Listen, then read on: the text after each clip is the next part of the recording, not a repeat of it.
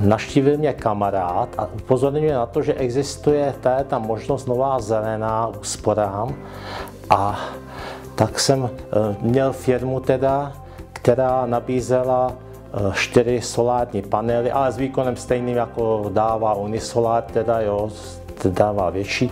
A tak jsem začal pátrat potom na Facebooku a našel jsem tady tu firmu, která to dodává kompletně i s boilerem. Tam ta firma to dodává jenom se střídačem a bez boileru. Jo. Tak tady to bylo kompletní řešení a jasně řečeno na tím, že to bylo za doplatek 1 koruna. Až velice rychlá. Jeden den jsem se ozval teda na internetu a druhý den hned jsem měl cenovou nabídku a ozvala se mi paní a další den už byla tady na podpis smlouvy, ozvala se teda, jestli souhlasím, a další den už se podepisovali smlouvu a bylo dohodnuto.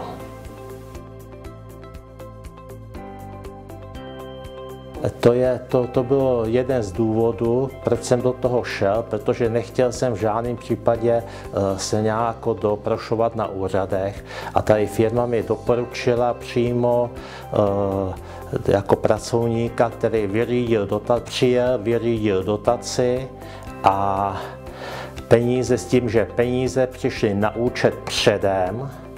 A poté, když se objevili na účtu, tak jsem byl dohodnutý s firmou a ta mi dala termín montáže.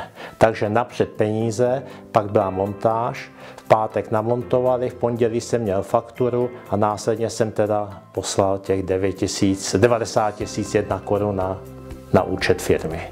Takže to bylo všechno předem, důvěryhodný.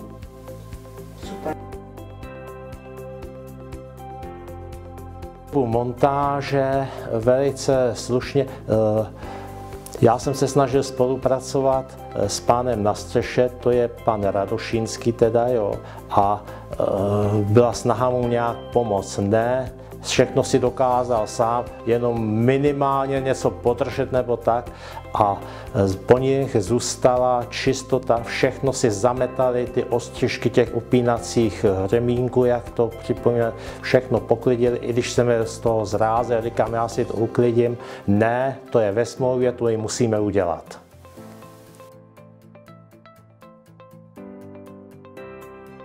Ano, už jsem i doporučil,